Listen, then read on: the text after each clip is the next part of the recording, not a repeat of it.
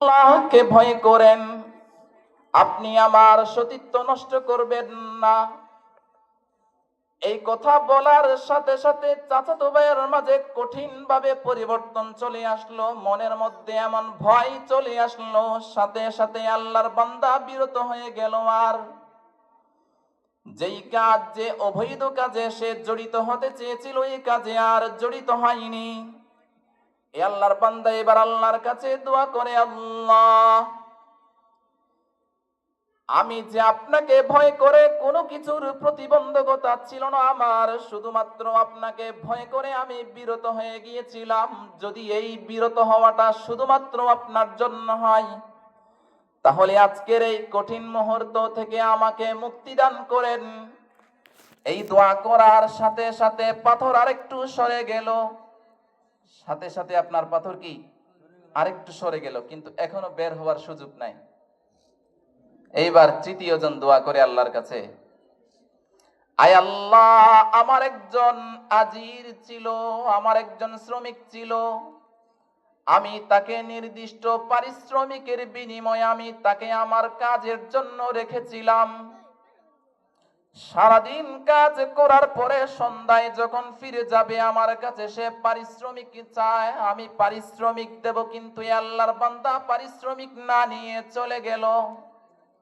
হয় না অনেক সময়, পারিশ্রমিক না নিয়ে চলে গেল। এখন মালিক কি করলেন, চিন্তা করলেন এই আল্লাহর বান্দা কবে যে আসে, তার টাকাটা আমি একটু বাড়াই, বৃদ্ধি করি। কি করলেন, আপনার একজন রাখাল রাখলেন, ওই টাকা দিয়ে একটা আপনার গাবি কিনলেন। এইবার সেগুলি বৃদ্ধি হতেই আছে, গাবি থেকে বাচ্চা হয়, বাড়ে, এবার বাড়তে বাড়তে অনেক হয়ে গেছে, রাখালও অনেক হয়ে গেছে, আপনার গরু ছাগল অনেক, পশু অনেক হয়ে গেছে। অনেক হওয়ার পরে কিছুদিন পরে, অনেক দিন পরে ওই আপনার শ্রমিক আসলো, এসে মালিকের কাছে বলে, ইত্তাকিল্লাহ, আপনি আল্লাহকে ভয় করেন, আপনার কাছে আমার কিছু পাওনা ছিল, সেই পাওনা পরিশোধ করেন। তখন মালিক বলে, ওই যে মাঠের মধ্যে আপনার ছাগল আর রাখাল দেখতে পাচ্ছেন, সব আপনার। তখন এই আল্লাহর বান্দা বলে, মালিক, আপনার কাছে আমি পাওনা চাইতে আসছি, আপনি আমার সাথে ঠাট্টা করেন কেন? বলবেই স্বাভাবিক, এতগুলোর তো মালিক আমি না। তখন মালিক বলে, হে আমার শ্রমিক, শোনো, আমি তোমার যেই নির্দিষ্ট পাওনা ছিল সেটাকে আমি এইভাবে বৃদ্ধি করেছি, সবে নিয়ে নাও, সবগুলোই তোমার, একটাও আমার জন্য রাখতে হবে না, একটাও আমার জন্য কি রাখতে হবে না। এই আল্লাহর বান্দা সবকিছুই নিয়ে চলে গেল, কিছুই রাখলো না। এইবার মালিক আল্লাহর কাছে দোয়া করেন, আল্লাহ, আয় আল্লাহ, আমি যে কাজটা করেছিলাম যদি এটা শুধুমাত্র আপনার সন্তুষ্টির জন্য করে থাকি, তাহলে আজকের এই কঠিন মুহূর্ত থেকে আমাকে রক্ষা করেন, নাজাত দান করেন।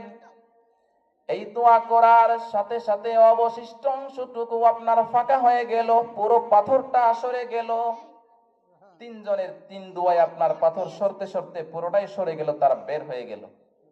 আমার উদ্দেশ্য ছিল প্রথমটা, মাতা পিতার প্রতি আপনার ভক্তি ভালোবাসা কেমন ছিল, যে আপনার নিজের আদরের সন্তান, যাদের জন্য মানুষ নিজের জীবনকে বিসর্জন দেয়, তাদের উপর কি আপনার ওই আল্লাহর বান্দা মাতা পিতাকে কি দিয়েছেন, অগ্রাধিকার দিয়েছেন। আমাদেরকেও আপনার জীবনের প্রতিটি ক্ষেত্রে মাতা পিতাকে কি দিতে হবে, অগ্রাধিকার দিতে হবে, প্রাধান্য দিতে হবে।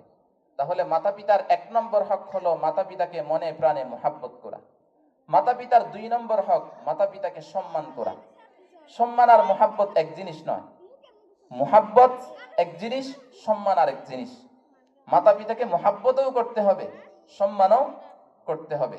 মোহাব্বত যেমন আপনার 2 বন্ধু পরস্পর একজন আরেকজনকে সিরিয়াস মোহাব্বত করে, কিন্তু তুই তাই বলে, কেন? এটা সম্মান নয়, এটা হলো মোহাব্বত। আবার মনে করেন একজন হুজুর হেঁটে যাচ্ছেন, দাঁড়িয়ে আপনার একজন আল্লাহর বান্দা সালাম করলেন, জীবনে তার সাথে কোনো পরিচিতি হয়নি, কোন ধরনের আপনার পরিচিতি নেই, এই যে আপনার সালাম করলেন, এটা হলো সম্মান, এটা মোহাব্বত নয়। তাহলে মোহাব্বত এক জিনিস, সম্মান আরেক জিনিস। মাতা পিতার ক্ষেত্রে মোহাব্বতও লাগবে, সম্মানও লাগবে। হযরত আবু হুরায়রা রাদিয়াল্লাহু তাআলা আনহু, তার থেকে বর্ণিত, আন্না আবা হুরায়রা রাদিয়াল্লাহু তাআলা আনহু আবসারা রাজুলাইন, হযরত আবু হুরায়রা রাদিয়াল্লাহু তাআলা আনহু একবার 2 জন আল্লাহর বান্দাকে দেখলেন। ফাকালা লিআহাদিহিমা মা হাযা মিনক, আবু হুরায়রা দুইজনের একজনকে বলেন, এই আল্লাহর বান্দা তোমার সাথে এই আল্লাহর বান্দাকে, এই মুরব্বিকে। ফাকালা আবি, ওই আল্লাহর বান্দা বলে ইনি আমার পিতা।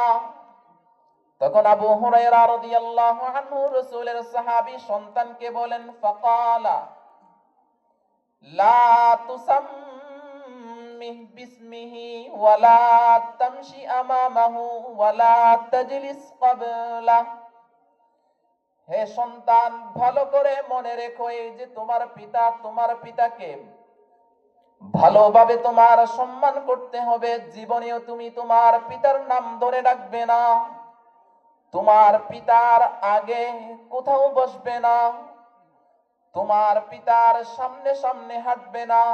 কয়টা কথা বললো? তিনটা। পিতার নাম ধরে ডাকবে না, পিতার সামনে সামনে হাঁটবে না, পিতার পূর্বে কোথাও বসবে না। উদ্দেশ্য কি? পিতাকে আপনার যথেষ্ট তুমি কি করবে? সম্মান করবে। তাহলে 1 নম্বর মাতা পিতাকে মনে প্রাণে মহাব্বত করা, 2 নম্বর মাতা পিতাকে সম্মান করা, 3 নম্বর খেদমত, মাতা পিতার খেদমত করা। কঠিন জিনিস এটা, মাতা পিতার খেদমত করা এটা কঠিন জিনিস। মাতা পিতার খেদমত, হযরত ইবনে মাসউদ রাদিয়াল্লাহু তাআলা আনহু থেকে বর্ণিত, তিনি বলেন, সাআলতুন নাবিয়্য সাল্লাল্লাহু আলাইহি ওয়াসাল্লাম আইয়ুল আমালি আহাব্বু ইলাল্লাহ।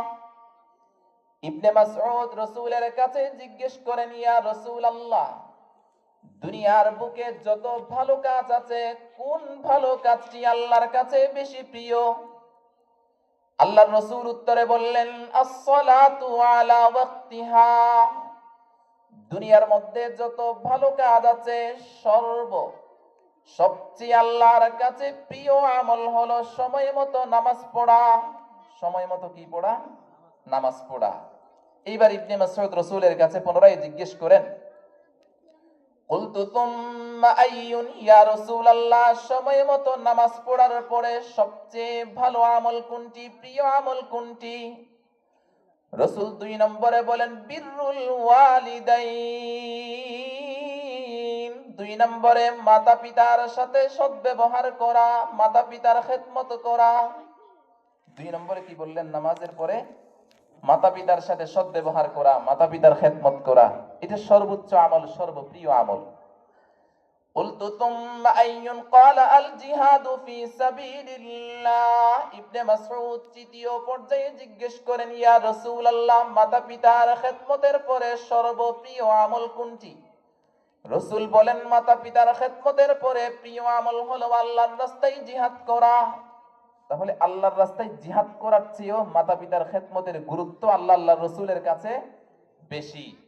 জিহাদের চেয়েও মাতা পিতার খেদমত এটা অনেক বেশি আল্লাহর কাছে প্রিয়। এই হাদিসের মধ্যে এইভাবে বলছেন। আরেক হাদিস শুনেন, হযরত হাকিম ইবনে হিজাম আন আবিহি আন জাদ্দিহি, তিনি তার দাদা থেকে রওয়ায়াত করেন, তিনি আল্লাহর রাসূলের কাছে প্রশ্ন করেন, কুলতু ইয়া রাসূলুল্লাহ মান আবার। সাহাবী রাসূলকে জিজ্ঞেস করেন, ইয়া রাসূলুল্লাহ, পৃথিবীতে আমার মাতা পিতা আছেন, আমার চাচা আছেন, মামা আছেন, দাদা আছেন, নানা আছেন, দুনিয়ার বুকে আমার যারা যারা আত্মীয় আছেন, সবচেয়ে আমার সদ্ব্যবহারের হকদার বেশি কে? কার সাথে আমি সবচেয়ে বেশি কি করব? সদ্ব্যবহার করব, ইয়া রাসূলুল্লাহ। রাসূল উত্তরে বললেন, ক্বালা উম্মাক, দুনিয়ার বুকে তোমার যারা যারা আছে সবচেয়ে বেশি তুমি তোমার মায়ের সাথে সদ্ব্যবহার করবে। 1 নম্বরে কার কথা বললেন? মায়ের কথা বললেন। সাহাবী জিজ্ঞেস করেন, সুম্মা মান ইয়া রাসূলুল্লাহ, 2 নম্বরে কার সাথে আমি সদ্ব্যবহার করব? রাসূল বলেন, উম্মাক। 2 নম্বরেও বলেন তোমার মায়ের সাথে। সাহাবী 3 নম্বরে জিজ্ঞেস করেন, ইয়া রাসূলুল্লাহ, তুম্মা মান, 3 নম্বরে আমি কার সাথে সদ্ব্যবহার করব? রাসূল বলেন, উম্মাক, তোমার মা। কয়বার বললেন মায়ের কথা? 3 বার। কেন? মা 3টি কষ্ট এমন করেন যেই 3 কষ্ট পৃথিবীর কোনো বাবার হয় না। রাসূল 4 নম্বরে বাবার কথা বলেছেন, প্রথম 3 বার আল্লাহর রাসূল মায়ের কথা বলেছেন। কেন? উলামায়ে কেরাম বলেন, মায়ের 3টি কষ্ট এমন হয় যা পৃথিবীর কোনো বাবার হয় না। দীর্ঘ 9 থেকে 10 মাস পর্যন্ত সন্তানকে পেটে ধারণ করতে হয়, এই কষ্ট পৃথিবীর কোনো বাবার হয় না। সন্তানকে প্রসব করার সময় যেই কষ্ট এটা মায়ের হয়, পৃথিবীর কোনো বাবার হয় না। সন্তানের প্রসবের পরে দীর্ঘ 2 থেকে 2.5 বছর পর্যন্ত আরো পরে সন্তানকে লালন পালনের যেই কষ্ট এটা মায়ের হয়, পৃথিবীর কোনো বাবার হয় না। এই 3 কষ্টের কারণে আল্লাহর রাসূল বললেন, 1 নম্বরেও তোমার মা, 2 নম্বরেও তোমার মা, 3 নম্বরেও তোমার মা, 4 নম্বরে তুম্মা আবাক, তোমার বাবা। 4 নম্বরে কে? বাবা। তাহলে মায়ের হক কি? বেশি। মায়ের হক বেশি। আল্লাহর রাসূল 3 বার বলেছেন। এক সাহাবী রাসূলের কাছে এসে জিহাদের অনুমোদন চায়। جاء رجل إلى النبي صلى الله عليه وسلم فاستأذنه في الجهاد। এক সাহাবী রাসূলের কাছে এসে বলে, ইয়া রাসূলুল্লাহ, আমি যুদ্ধে যাব, আমি কাফের মুশরিক বেঈমানদের বিরুদ্ধে লড়াই করব। রাসূল জিজ্ঞেস করেন, আহাইয়ুন ওয়ালিদাক, তোমার মাতা পিতা জীবিত আছে নাকি বলো। তুমি যে যুদ্ধে যাবে, তোমার মাতা পিতা কি জীবিত আছেন? তিনি বললেন, ইয়া রাসূলুল্লাহ, হ্যাঁ জীবিত আছেন তো। রাসূল বললেন, তোমার যুদ্ধের ময়দানে যাওয়ার প্রয়োজন নেই, ফাফিহিমা ফাজাহিদ, মাতা পিতার খেদমত করে যুদ্ধ করো। মাতা পিতার খেদমত করে কি করো? যুদ্ধ করো। তুমি যে মাতা পিতার খেদমত করবা, যারা যুদ্ধের ময়দানে যুদ্ধ করছে তাদের চেয়ে তোমার সওয়াব কি হবে? বেশি হবে। আরেকজন আল্লাহর রাসূলের কাছে হিজরত করার জন্য অনুমোদন চাইলো। হিজরত মানে হলো ইসলামের জন্য, দ্বীনের জন্য এক জায়গা থেকে আরেক জায়গায় চলে যাবে, অন্য কোনো উদ্দেশ্য নয়, দ্বীনের জন্য। জাআ রাজুলুন ইলা রাসূলিল্লাহি সাল্লাল্লাহু আলাইহি ওয়াসাল্লাম ফাকালা জিতু উবাইয়ুকা আলাল হিজরা। একজন আল্লাহর বান্দা রাসূলের কাছে এসে বলেন, ইয়া রাসূলুল্লাহ, আমি আপনার কাছে উপস্থিত, আমি হিজরত করব, আপনার সাথে হিজরত করে মদিনায় চলে যাব। হিজরত করতে আসলাম। ইয়া রাসূলুল্লাহ, কোন অবস্থায় আসছি জানেন? ওয়া তারাকতু আবাওয়াইয়া ইয়াবকিয়ান। ইয়া রাসূলুল্লাহ, আমি যে হিজরত করার জন্য আসছি, আমার মাতা পিতা আমাকে অনুমোদন দেননি। আমার মাতা পিতাকে আমি কান্না করিয়ে, কান্নারত অবস্থায় রেখে আমি আপনার সাথেই হিজরত করার জন্য চলে আসছি। আমার মাতা পিতা কান্না করছেন, তারা সন্তুষ্ট নয়, আমি হিজরত করার পক্ষে নয়, তারপরেও চলে আসলাম হিজরত করার জন্য। রাসূল বললেন, তাই নাকি? ইরজি' ইলাইহিমা ফাআদহিকহুমা কামা আবকাইতাহুমা, যাও, তোমার হিজরতের প্রয়োজন নেই। মাতা পিতার মুখের মধ্যে হাসি ফোটাও, যেভাবে তুমি কান্না করিয়েছো।